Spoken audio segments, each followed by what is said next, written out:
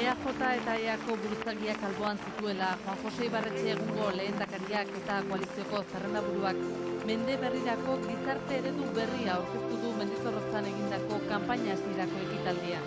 Bizitzari bai, elkarrizketari bai eta euskal gizartearen borondateari bai esaten dion egitasmoa. PNV eta EAri botoa ematea, bakearen aldeko botoa ematea da. Bakearen aldeko apustua egitea. Hauteskunde eguna iristeko 15 egun pasatxo geratzen direnean, Ibarretxek bi aukera bakarrik ikusten ditu. Euskaditik gobernatzea, ala Euskadi Madriletik gobernatzea. Euskadi eraikitzen jarraitzeko aukera PNV eta EA da.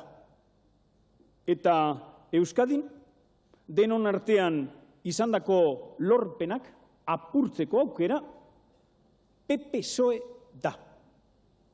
Hauxe dago, lehendakari euskalduna izatea edo Moncloako ordezkari bat izatea. Eta kitxo, hau da. Xabier Arzalluzek ere uste du Jaime Mayor Oreja lehendakari balitz, ez lukeela Ajurianetik gobernatuko, Intxaurrondotik baizik.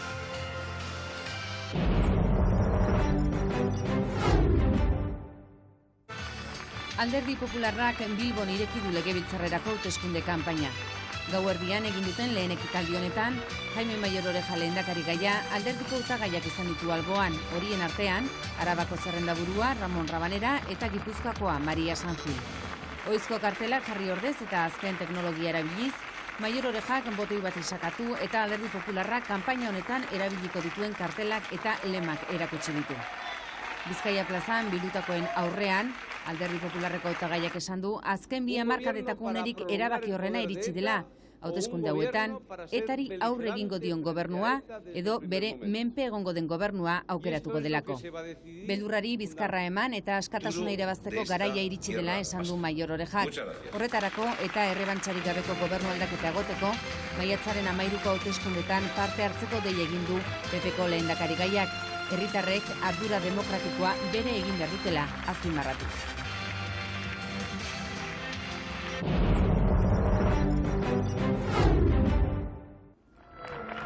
EH taldeak Euskal Herriaren irudi berria erakutsi du kanpaina hasieran. Ilusioz, Europan bere lekua topa nahi duen nazioa. Ajangizen Gernika gainean, Euskal Herritarrokeko 3 zerrendaburuek bombardaketa fasistaren biktima guztiak omendu dituzte, 74. urtemugan. Baina oraingoan, esan diote Mayor Orejari, ez dute euskal gizartea ustekabean harrapatuko. Orejaren porrot politikoa gaur hasi dela esan du Arnaldo Otegik, eta abertzaleen laguntza eskatu du burujabetza lortu ahal izateko. Euskal Herria Europan jartzeko, hain garbi planteatzen dugu, horregatik dei bat egiten diogu euskaldunoi.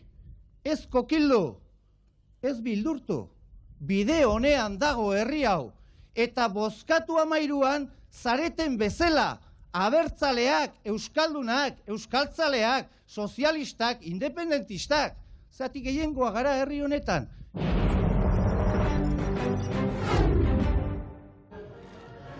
Partido Sozialistaren lehendakari hautagaiak Nicolás Redondok Bilboko kanpo bolantinean ekin dio hauteskunde kanpainari, alderdikide esanguratsuez inguratuta, Rosa Díez eta Txiki Benegas besteak beste. Euskadiko sozialistek esan dute hauteskunde hauetan euskal gizarteak askatasuna eta bakea lortuko dituela eta aldakuntza gauzatuko dela. Gure askatasuna libre egotea kaleetan eta jende guztia bere ideiak defendatzea, baina foro demokratiko batean, ez gauden bezala gaur egun. Aldi berean hauteskunde hauetan beldurra, intolerantzia eta impunitatea atzean geratuko direla uste dute. Irakasleek erbestera joan beharrik izan ez dezaten eta zinegotziek eroi izateko beharrik izan ez dezaten. Sozialistek uste dute eurak direla aldakuntza hori gauzatu dezakeen alderdia. Nicolás Redondok konfidantza izan dezala eskatu dio euskal gizarteari eta herritarrei esan die ez duela hitzarmenik egingo ezkutuan, EAJak aurreko hauteskundeetan etarekin hitzarmena egin zuen bezala.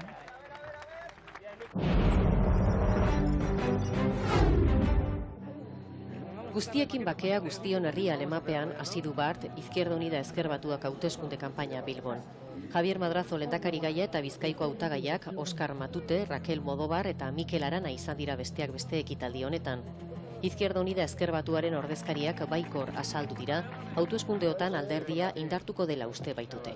Euskadiko politikan zerresan handia izango dutela adierazi dute. Optimista gaudela, baikorra garela, ulertzen dugulako jendeak gure mezua, hilabete atzetan bota dugun mezu hori ulertu egin duela, jendeak ulertzen duela gu garela benetako ezkerreko bermea, gu garela izan benetan elkarrizketaren alde egingo dugunok, eta baita ere nola ez justizia sozialaren alde egingo dugunok. Azkenean kanpaina hauetan betire justizia sozialaren aldea nolabait alde batea uzten da, eta guk hori ez dugu nahi, zaintzorrotan ulertzen dugu garela urrengo gobernuan baita ere bermea bi ardatzoiek kontutan izan daitezen, eta bi ardatzoiek aurrera atera daitezen.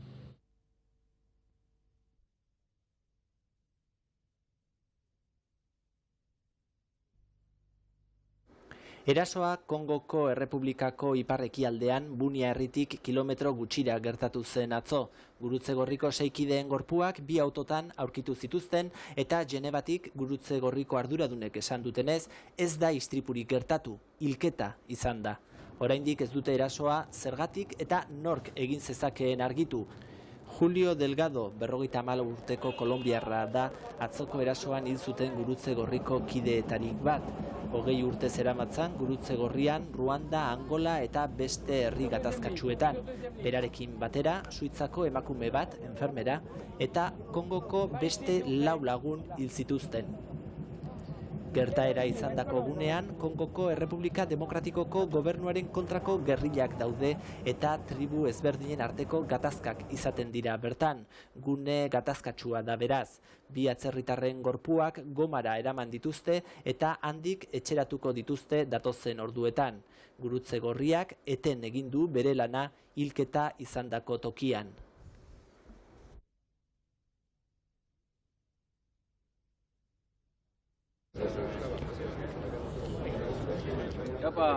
Aipatutako zenbakiak ia egunero handitzen dira. Aste honetan adibidez 2 langile hil dira Hego Euskal Herrian. Lan istripuei buruzko emaitzak asaldatzekoak direla salatu dute ordubeteko lanuzteekin Hego Euskal Herriko hainbat lantokitan. Goizeko 11etan ikusten den bezala hasi dira bilkurak lantokien atarietan. Sindikatu guztiek deitutako geldialdiak eguerdian amaitu dira, minutu bateko isilaldiarekin lanean hildakoak oroitzeko. Lan usteotan ez da istilurik izan, baina eragina somatu dute egitariek eta garraio publikoa erabiltzeko asmoa zutenek. Bilbon adibidez, Bizkaibusen lan usteak eta langileen konzentrazioek autoilarak eta trafiko arazoak sortu dituzte. Langile batzordeen arabera istripu gehienak lan baldintza eskasen ondorioz gertatzen dira. Gogoeta honekin ados dago Sabin Intxaurraga sailburuak. Hala esan du Osalanek antolatu dituen segurtasunari buruzko jardunaldietan.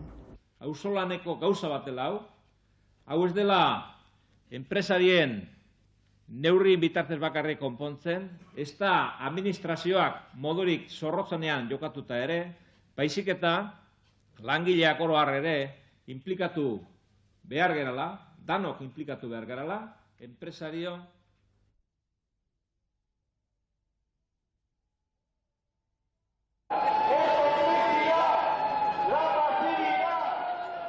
Euskal Herriko sindikatuek ordubeteko geldialdia deitzeaz gain, konzentrazioek egin dituzte gaur goizean Hego Euskal Herriko hiriburu guztietan, bakoitzak era batean. Alde batetik, ELA eta LAB, STE eta ESIKarekin batera, Confebasken eta patronalaren egoitzen aurrean bildu dira, lan istripuak salatzeko. Baina guretzat kezkagarria da, arrazoi batzuk, danak ez noski, baina arrazoi batzuk ebitalitik ez, eta hori ez da egiten ez. Alde batetik korrelazio oso estua dago, eventualidadekin eta lan ritmorekin eta siniestralidadekin. Ni uste dut importantea dela egun honetan ordu bateko geldiketa honekin langileak sensibilitateak hartzea, gure eskubideen inguruan kontzientzia hartzeak, enpresetan gure errebindikazioak planteatzeko. UGT, Komisiones Obreras eta USO sindikatuak ere konzentratu dira lan istripuak salatzeko eta laneko segurtasuna aldarrikatzeko. Sindikatu hauen konzentrazioak lan inspekzioaren ordezkaritzen aurrean egin dira. Bueno, guretzako oso aurrera pauso ikerria da, gaurko geldiune hau. Batez ere, iruditzen zaigu, lan istripuk eta gaixotasunan aurre egiteko, beharrezkoa dela langilek bere konpromiso garbi bat hartzea osasuna defentsan, ez? UGT sindikatuak ere oso importantetzat jo du gaurko geldialdia. Eta Euskadiko UGTko idazkari nagusiak salatu du, Aznarren gobernuak onartutako lan erreformak istripu eta ziurtasun falta handiago ekarriko duela langileentzat.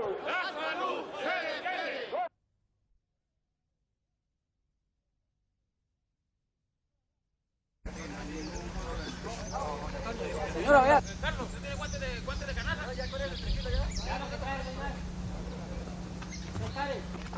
En una parte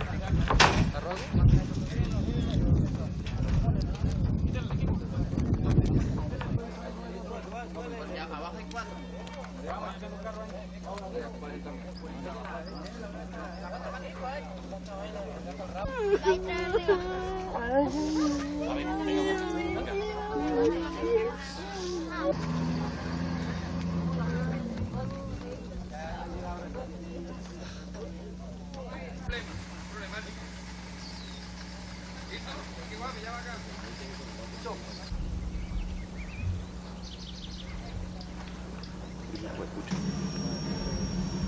No llamamos a nadie, es que vamos a abrir campo que viene unos carros por equipo.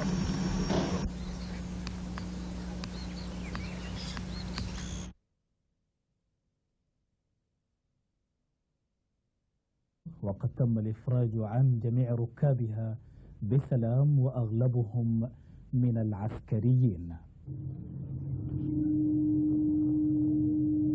وقد استسلم الخاطفون إلى السلطات الحكومية وتم تجريدهم من أسلحتهم بعد مفاوضات مكثفة قادتها الحكومة من طراز أنتونوف تيوالو. بالذكر أن عدد الخاطفين يبلغ 5 أشخاص من بينهم امرأة وجميعهم من الشباب.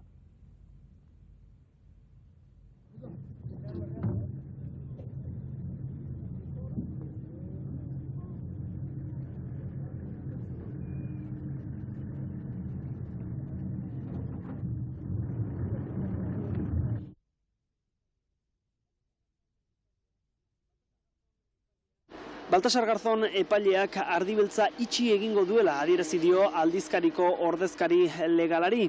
Hala ere, lehenik eta behin fiskalaren iritzia entzun behar du Garzonek, eta hori datozen egunotan egin ondoren itxi egin dezake ardibeltza. Garzonek apirilaren 2an Pepe Rei aldizkariko zuzendariari komunikatu zion ardibeltzaren itxiera, baina Reiek bera etzela aldizkariko ordezkaria legala argudiatuz, Garzonek ezin izan zion itxiera komunikatu. Behin ordezkari legala zehaztu ondoren, Garzon epaileak gaur bertan deklarazioa hartu dio eta hainbat dokumentazio eskatu. Hauen artean, aldizkariko kontu buruak. Ondoren jogoten alagundu 29. artikulua aintzat hartuz ardibeltzaren itxiera komunikatu dio. Aldizkara Pepe Rei eta kokidea da, eta legezkonteko ikatzak erabiltzen zuen ardibeltza aldizkaria. Honen bitartez, etaren ikuspuntuan hainbat pertsona jarriz. Datozen egunotan, fiskalaren eskakizunak entzun beharko ditu Garzonek, eta une horretan berehala ardibeltza ixtea egindu dezake.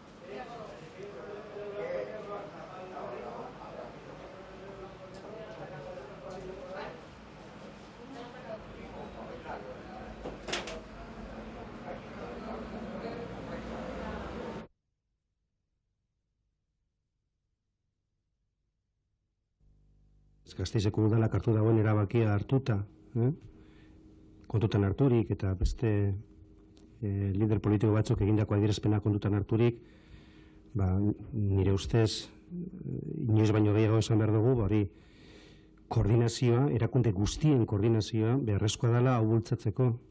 Euskarak ez dauka kolorerik, ez da ideologiarik, euskara danon tresna bat da.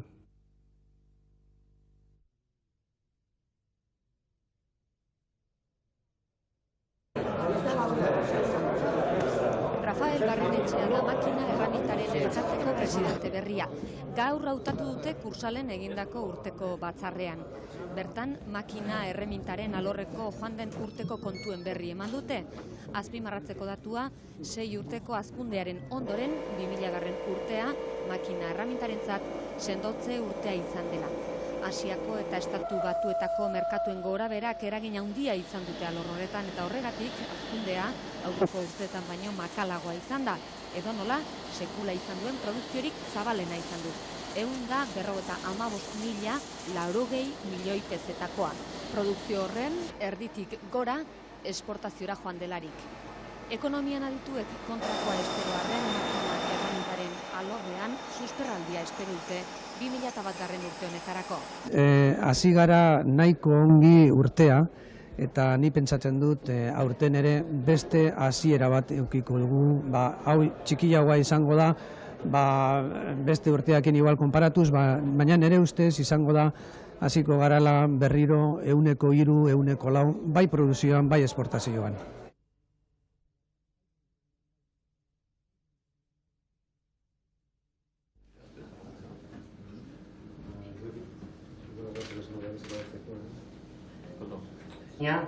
Inplikatutako beste erakundeen lan koordinatuko gara gaurtik aurrera ere. 9. abenduaren 10ean onartutako gara. Eta euskara director de euskera de Eudel. Antes he presentado a los otros representantes de la mesa. Por una parte, sí me gustaría... Hay que elaborar para noviembre. Entonces, de cara a los presupuestos del año 2002, para entonces ya ese político. De hecho, de unión entre las políticas que se están estableciendo desde el ámbito municipal a las que se puedan establecer en otros ámbitos. No, ya los ayuntamientos ahora van a empezar, digamos, estudiándolo y analizándolo, y a través del desarrollo de las medidas propuestas en...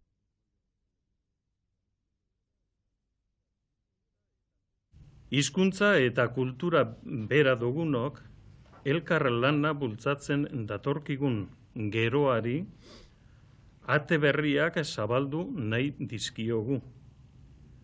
Honetan, hasteko aukera paregabea eskainiko digu Euskal Eskola Publikoaren 10. jai honek. Mugak gaindituz, etorkizunari ateak irikitzera, zatoz gurekin. Euskal Eskola Publikoa kalera ateratzea eta bere irudia indartzea da jai honek duen helburua. Bilbok bigarren aldiz hartuko du antolaketaren ardura eta adin guztietako haur eta noski gurasoentzat egokitutako egitaraua prestatu dute. Etxebarria parke honetara milaka lagun etorriko dira datorren maiatzaren 6an Euskal Eskola Publikoaren jaia ospatzera. 3 gunetan hainbat ekitaldi antolatuko dituzte, aurrek eta nagusiek izango dute beraz non gozatu. Iaz, Donostiako Anoeta estadioan ospatu zen Euskal Eskola Publikoaren festa hau. Arrakasta handia izan zuen eta aurten ere 100.000 pertsona inguru espero dituzte Bilboko Etxebarria parkean.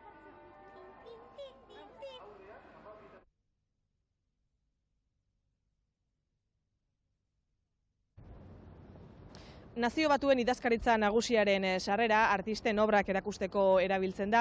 100 artistek urtero eskatzen dute hemen Nazio Batuetan euren lanak erakustea, baina gutxi batzuk lortzen dute. Aurten, euren obrak hemen erakustea lortu duten artisten artean, Ines Medina bilbotarra dago. Ordenagailuz egindako 30 marko digital gero telara pasatutakoak, hauxe Ines Medinak Nazio Batuen ordezkaritza nagusian zintzilikatu dituen lanak. Margolari bilbotarrak 5 urte daramatza New Yorken bizitzen eta erakusketa hau hiri honetan egindako ikerketaren fruitua da. Hemen azken 5 urteetan New Yorken egin dudan ikerlana erakusten dut. 1986an hasi nuen ikerlana amaitutzat ematen dut erakusketa honekin. Onura iritsi aurretik, Ines Medinaren lana New York Universityk egindako erakusketa kolektibo batean ikusi da New Yorken. Mundu guztitik etorritako 2000 artisten artetik, margolari bilbotarraren 3 kuadro aukeratu zituzten.